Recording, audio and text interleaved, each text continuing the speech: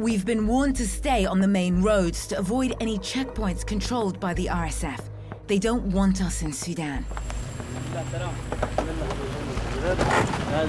I've got history with them, especially with their leader.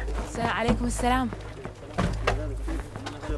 Commander, ازيك كيفك انت؟ الله يسلمك ان شاء الله انت طيب. This is Commander Mohammed Hamdan. Mohammed Hamdan Dagalo, a former warlord better known as Hemedti, now commander of the RSF. 15 years ago, as a young journalist, I filmed with Hemedti and his men when he was identified by eyewitnesses as a leader of the infamous Arab militia group, called by their victims Janjaweed, devils on horseback. The Janjaweed became notorious for terrorizing non-Arab tribes and committing such heinous acts towards them that in 2007 the United States declared the killing spree a genocide. This war wasn't just about territory. It was also about ethnicity. And Hemedti's story doesn't end there.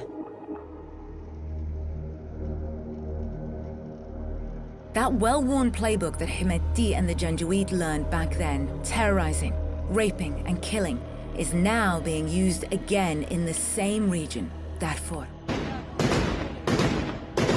Only this time, the Janjaweed are an official fighting force, the RSF, who are currently in a battle against the Sudanese army for dominance.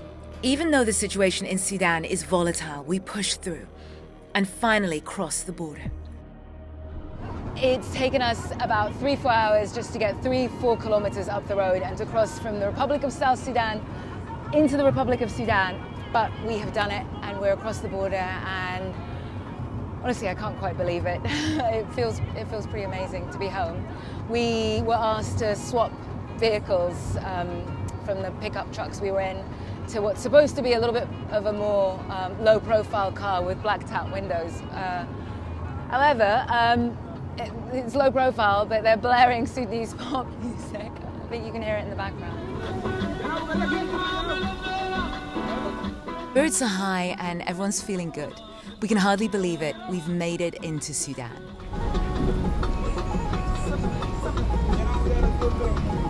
But the music quickly gets tiresome, and a trip that should have been a maximum of 7 hours is now going on and on.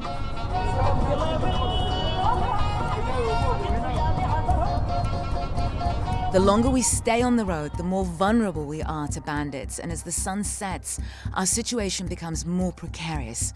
To make matters worse, comms are intermittent, so it's difficult to pinpoint our position. I wouldn't say we're lost, but... I know we're headed north, so we're going in the right direction. Whether or not this is the road that we need to be on is another thing.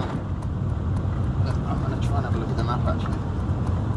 We've just been held at almost every single checkpoint, despite all the assurances we were given. It's now 10 o'clock at night, and we're still an hour and a half before our destination. Every moment that we are delayed, it gets more and more dangerous. And delayed again, and again, and again. It's past 11 o'clock at night, and our producer Barbara is trying to find the team a place to stay. Our hotel reservation was cancelled. We're 4 people, so even if it's like one room and we all sleep on the floor, it doesn't matter at this stage. Luckily, we managed to get in touch with a distant cousin of my father's, who allows us to bed down in her new, not yet furnished home. The team is exhausted. We need to get some sleep. The reason why we are here is this. Seen from aerial view, the displacement, the killing, the murder of those from non-Arab tribal groupings is worse than it has ever been. This is Darfur in Western Sudan. Towns and villages razed to the ground, disintegrated, disappeared from the map. If Hemedti wins, there is a chance Sudan may never know peace in my lifetime, and I, like so many others, may never see home again.